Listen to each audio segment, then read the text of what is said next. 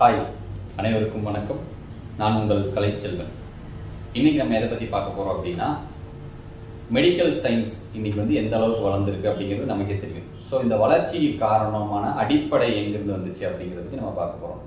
என்ன அப்படின்னா, 13ஆம் நூற்றாண்டில் மங்கோலியர்கள் பயாலஜிக்கல் வார் அப்படிங்கிற ஒரு விஷயத்தை பண்ணாங்க. நுண்ணுயிர் போர் அல்லது நுண்ணுயிர் யுத்தம் அப்படின்னு சொல்லி ஒன்று பண்ணாங்க. என்ன அப்படின்னு பார்த்தீங்கன்னா, 2 நாட்டுக்கு இடையில போர் நடக்கும்போது அந்த போரில் இறந்த தன்னுடைய நாட்டு சிப்பாய்களோட உடல்களை எதிரி நாட்டோட எல்லைக்குள்ளே வீசிடுவாங்களாம். அப்போது அந்த அழுகிய உடல்லேருந்து வர தொற்று கிருமிகள் எல்லாமே அங்கே இருக்க மக்களுக்கு நோய் பாதிப்பை ஏற்படுத்தி அது மூலியமாக நிறைய மக்கள் இறந்து போனாங்களாம். இதுதான் உயிரியல் யுத்தம் அப்படின்னு சொல்லுவாங்க, அல்லது நுண்ணுயிர் யுத்தம் அப்படின்னு சொல்லுவாங்க, பயாலஜிக்கல் வார்.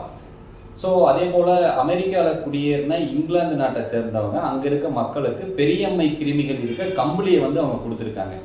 அப்போ அந்த கம்பளி போது அவங்க தூங்கும்போது அந்த கிருமியால் அவங்களுக்கு பெரியம்மை நோய் அதனால் நிறைய மக்கள் இறந்து போயிருக்காங்க. இப்படி தன்னுடைய நாட்டு கூட சண்டை போடுற எதிரி நாட்டை கிருமிகளால் கொல்ற முறையை 13ஆம் நூற்றாண்டில் மங்கோலியர்கள் கண்டுபிடிச்சாங்க. அப்போது பெரிய நாடுகள்லாம் என்ன பண்ணாங்கன்னா, இன்னைக்கு வல்லரசாக இருக்கக்கூடிய அனைத்து நாடுகளுமே கோடியான பணத்தை செலவு பண்ணி அதை பற்றி ஆராய்ச்சி பண்ண ஆரம்பித்தாங்களாம். அதனுடைய விளைவாக தான் என்ன மாதிரியான நுண்கிருமிகள் இருக்குது, அதனுடைய பாதிப்பு என்ன, அதுக்கான தடுப்பு மருந்துகள் என்ன அப்படின்னு சொல்லி கண்டுபிடிச்சாங்களாம். ஸோ அந்த தடுப்பு மருந்துகளை பயன்படுத்தி தான் இன்றைக்கும் நம்ம நிறைய தடுப்பூசிகளை போட்டுட்ருக்கோம், நிறைய கிருமிகள் பாதிக்காமல் நம்ம உயிர் வாழ்ந்துட்டுருக்கோம் அப்படிங்கிறது இன்றைக்கான தகவல்.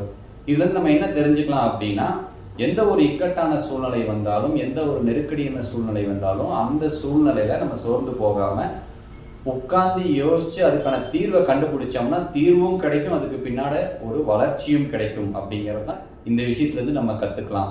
ஸோ இன்றைக்கான சிந்தனையை உங்கள்கிட்ட விதைத்து விடைபெறுகிறேன். நன்றி, வணக்கம். மீண்டும் அடுத்த வீடியோவில் சந்திப்போம். தேங்க்யூ.